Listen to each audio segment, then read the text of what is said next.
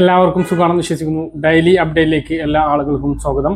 നാളെ ജൂലൈ 11-ാം തീയതിയും തുറന്നുള്ള ദിവസങ്ങളിലും നിങ്ങൾ ശ്രദ്ധിക്കേണ്ട വളരെ പ്രധാനപ്പെട്ട കാര്യങ്ങളാണ് ഈ ഒരു വീഡിയോയിൽ വ്യക്തമാക്കുന്നത്.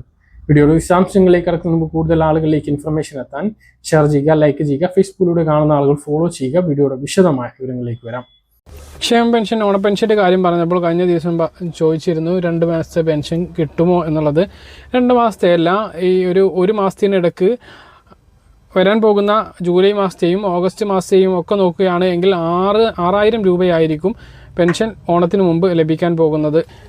ഈ മാസത്തെ പെൻഷൻ, ജൂലൈ പെൻഷൻ ഈ 23-ാം തീയതി 24-ാം തീയതി ഒക്കെ ആയിട്ട് ബാങ്ക് അക്കൗണ്ടുകളിലേക്ക് എത്തും. അത് വിതരണം ചെയ്ത് ഏകദേശം ഒരു 10-20 ദിവസം ആകുമ്പോഴേക്കും അടുത്ത ഓണ പെൻഷൻ വിതരണവും ആരംഭിക്കും. ഓണ പെൻഷൻ നേരത്തെ തന്നെ വിതരണം ചെയ്യും. അതോടൊപ്പം ഓഗസ്റ്റ് കഴിഞ്ഞ് സെപ്റ്റംബർ മാസത്തെ പെൻഷൻ ഓഗസ്റ്റ് മാസത്തെ പെൻഷനോടൊപ്പം നൽകാനുള്ള സാധ്യതയുണ്ട്. അത് ഓണമായതുകൊണ്ട് തന്നെ അഡ്വാൻസ് ആയും കൊണ്ട് പെൻഷൻ നൽകിയേക്കാനുള്ള സാധ്യതയാണുള്ളത്. അങ്ങനെയെങ്കിൽ ഒരു 10-20 ദിവസം 25 ദിവസത്തിന് ഇടയിലായിട്ട് ഒരു 6,000 രൂപയോളമാണ് ക്ഷേമ പെൻഷൻ വാങ്ങുന്ന ആളുകളുടെ കയ്യിലേക്കും അക്കൗണ്ടുകളിലേക്കും എത്തിച്ചേരുക. കേരള സർക്കാർ നടപ്പിലാക്കി വരുന്ന 2022 മുതൽ 2027 വരെയുള്ള 14-ാം പഞ്ചവത്സര പദ്ധതിയുടെ ഭാഗമായി സാധാരണക്കാരുടെ ജീവിത നിലവാരം ഉയർത്തുന്നതിനുള്ള വികസന ചട്ടക്കൂടുകൾ തയ്യാറാക്കിയിട്ടുണ്ട്.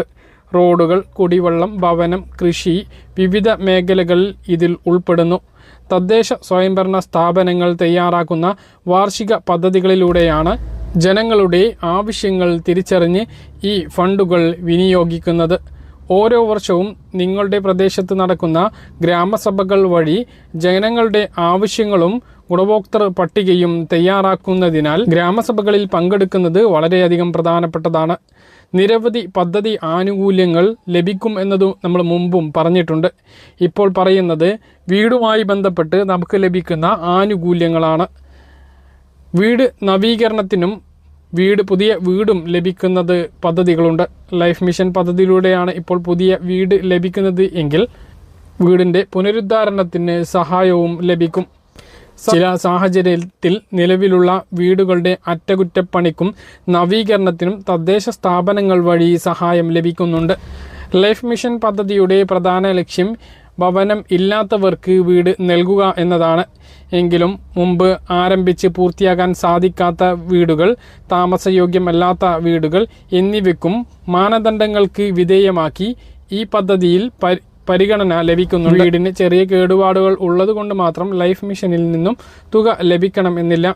നിങ്ങളുടെ പഞ്ചായത്തിൽ നിലവിലുള്ള ഭവന പദ്ധതി ഏതൊക്കെയാണ് എന്ന് അന്വേഷിക്കുകയാണ് ആദ്യം ചെയ്യേണ്ടത്. പദ്ധതിയുടെ ആനുകൂല്യം ലഭിക്കുന്നത് മുൻഗണനാ വിഭാഗങ്ങൾക്കാണ്. അതായത് എല്ലാ അപേക്ഷകൾക്കും ഒരേപോലെ സഹായം ലഭിക്കില്ല. സാമ്പത്തികമായി പിന്നോക്കം നിൽക്കുന്ന കുടുംബങ്ങൾക്ക് പുറമെ ഇനി പറയുന്നവർക്കും മുൻഗണന ലഭിക്കുന്നതാണ്. അതായത് വിധവകൾ, ഭിന്നശേഷിക്കാർ, വയോജനങ്ങൾ മാത്രം താമസിക്കുന്ന കുടുംബങ്ങൾ, പട്ടികജാതി പട്ടികവർഗ വിഭാഗക്കാർ, ഇത്തരം ആളുകൾക്ക് മുൻഗണന ലഭിക്കുന്നതാണ്. അപേക്ഷിക്കേണ്ട രീതിയും ആവശ്യമായ രേഖകളും ഇനി പറയുന്നവയാണ്. നിങ്ങളുടെ തദ്ദേശ സ്ഥാപനത്തിൽ ഭവന നവീകരണ പദ്ധതിയുമായി ബന്ധപ്പെട്ട് പദ്ധതി ഉണ്ട് എന്ന് ഉറപ്പുവരുത്തിയ ശേഷം വാർഡ് മെമ്പർ വഴിയോ പഞ്ചായത്ത് മുനിസിപ്പാലിറ്റി ഓഫീസിൽ നിന്നോ അപേക്ഷാ ഫോം കൈപ്പറ്റുക. അതായത് കേരളത്തിൽ എല്ലായിടത്തും ഒരേപോലെയല്ല പദ്ധതി നടപ്പിലാകുന്നത്. അതായത് തദ്ദേശ സ്ഥാപനമാണ് ഓരോ പദ്ധതിയും ഏതൊക്കെയാണ് നടപ്പിലാക്കേണ്ടത് എന്ന് തീരുമാനിക്കുന്നത്. അതുകൊണ്ട് തന്നെ ഓരോ വർഷത്തിലും പദ്ധതികളിൽ മാറ്റം ഉണ്ടായേക്കാം. അതുകൊണ്ടാണ് നിങ്ങളുടെ തദ്ദേശ സ്ഥാപനം, പഞ്ചായത്ത് അല്ലെങ്കിൽ മുനിസിപ്പാലിറ്റി കോർപ്പറേഷൻ ഈ സ്ഥലങ്ങളിൽ വീട് നിർമ്മാണവുമായി ബന്ധപ്പെട്ട് അല്ലെങ്കിൽ വീട് പുനരുദ്ധാരണവുമായി ബന്ധപ്പെട്ട് എന്തെങ്കിലും സഹായവുമായി ബന്ധമുള്ള അപേക്ഷകൾ ഇപ്പോൾ സ്വീകരിക്കുന്നുണ്ടോ എന്നുള്ളത് വാർഡ് മെമ്പർ അല്ലെങ്കിൽ കൗൺസിലർ അല്ലെങ്കിൽ പഞ്ചായത്തിൽ നേരിട്ട് ഇടപെട്ടോ അന്വേഷിച്ചതിന് ശേഷം അപേക്ഷാ ഫോം കൈപ്പറ്റുക.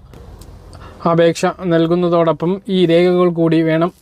തിരിച്ചറിയൽ കാർഡിൻ്റെ രേഖ, അതായത് ID പ്രൂഫ് ഏതെങ്കിലും, വരുമാന സർട്ടിഫിക്കറ്റ്, അത് വില്ലേജ് ഓഫീസിൽ നിന്നും ലഭിക്കുന്നത്, ജാതി സർട്ടിഫിക്കറ്റ് ആവശ്യമെങ്കിൽ മാത്രം, അതുപോലെ തന്നെ ഭൂമിയുടെ ഉടമസ്ഥാവകാശം തെളിയിക്കുന്ന നികുതി രസീറ്റ് അല്ലെങ്കിൽ ഉടമസ്ഥാവകാശം തെളിയിക്കുന്ന മറ്റേതെങ്കിലും രേഖ, അതോടൊപ്പം അപേക്ഷകൻ്റെ പാസ്പോർട്ട് സൈസ് ഫോട്ടോ, വീടിൻ്റെ നിലവിലെ അവസ്ഥ വ്യക്തമാക്കുന്ന പോസ്റ്റ് കാർഡ് സൈസ് ഫോട്ടോ എന്നിവയും ഈ അപേക്ഷയോടൊപ്പം വെക്കേണ്ടതാണ്.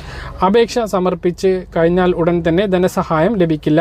അപേക്ഷ ലഭിച്ച ശേഷം ഉദ്യോഗസ്ഥർ നേരിട്ടെത്തി സ്ഥലപരിശോധന നടത്തി വീടിൻ്റെ അവസ്ഥയും അർഹതയും ബോധ്യപ്പെട്ടതിന് ശേഷം മാത്രമായിരിക്കും ഗുണഭോക്തൃ പട്ടികയിൽ ഉൾപ്പെടുത്തി തുടർ നടപടികൾ സ്വീകരിക്കുക. നിലവിൽ പല പഞ്ചായത്തുകളിലും ഇതിൻ്റെ അപേക്ഷകൾ ഇപ്പോൾ സ്വീകരിക്കുന്നുണ്ട്.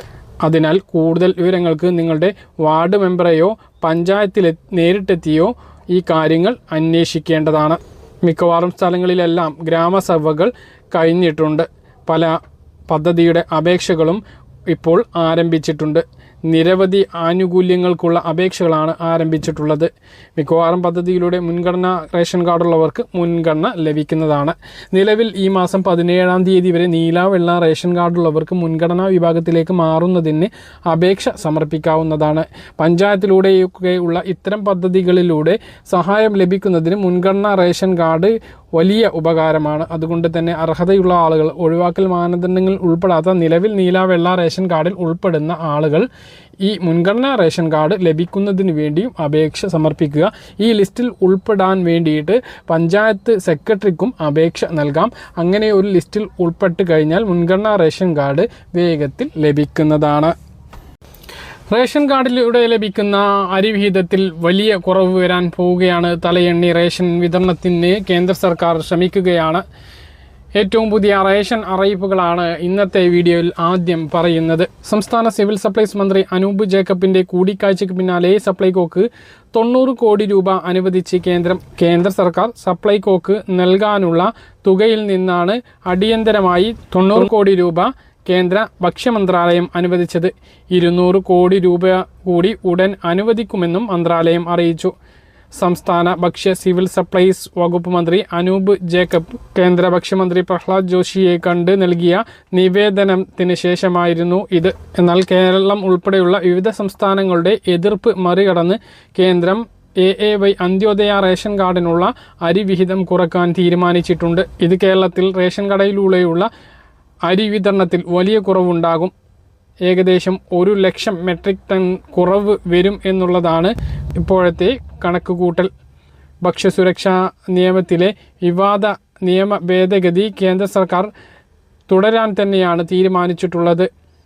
പരമദരിദ്ര കുടുംബങ്ങൾക്കുള്ള അന്ത്യോദയ അന്നയോജന മഞ്ഞ റേഷൻ കാർഡിൽ 35 കിലോ ഭക്ഷ്യധാന്യമാണ് നൽകി വരുന്നത്. ഇത് തലയെണ്ണി ഓരോ വ്യക്തിക്കും 7 കിലോ വീതം അരി നൽകാനുള്ള തീരുമാനമാണ് പ്രാബല്യത്തിൽ വരുന്നത്.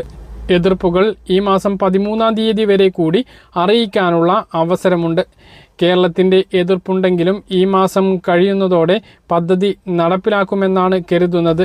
എന്തായാലും നമ്മുടെ സംസ്ഥാനത്ത് മഞ്ഞ റേഷൻ കാർഡുള്ളവർ നിരവധി പേരാണുള്ളത്. 6 ലക്ഷത്തോളം മഞ്ഞ റേഷൻ കാർഡുള്ളതാണ്. അതിൽ ഇത്രയും അരി വിഹിതം കുറയുന്നത് റേഷൻ കടക്കാരെയും അത് കാര്യമായിട്ട് തന്നെ ബാധിക്കും.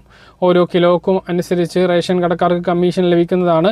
വലിയൊരു അരി വിഹിതം കുറവ് വരുന്നത് റേഷൻ കടക്കാരെയും കാര്യമായിട്ട് തന്നെ ബാധിക്കുന്നതാണ്. നിലവിലെ വിതരണ രീതി അനുസരിച്ച് എല്ലാ കാർഡുള്ളവർക്കും 35 കിലോ നൽകുമ്പോൾ വലിയ കുടുംബത്തിനും ചെറിയ കുടുംബത്തിനുമുള്ള അരിയിൽ തുല്യത ഉണ്ടാകുന്നില്ല എന്ന് കേന്ദ്ര സർക്കാർ വാദിക്കുന്നു.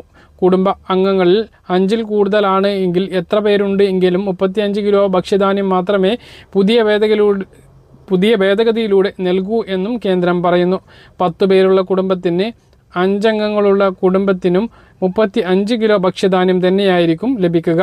മറ്റൊരു പ്രധാനപ്പെട്ട അറിയിപ്പ്, കേരള സർക്കാർ സ്ഥാപനമായ അസാപ് കേരളയുടെ കുന്നന്താനം കമ്മ്യൂണിറ്റി സ്കിൽ പാർക്കിൽ ജൂലൈ മാസം ആരംഭിക്കുന്ന 6 മാസം ദൈർഘ്യമുള്ള ഇലക്ട്രിക് വാഹന സർവീസിംഗ് പരിശീലനത്തിനുള്ള അപേക്ഷ ക്ഷണിച്ചു.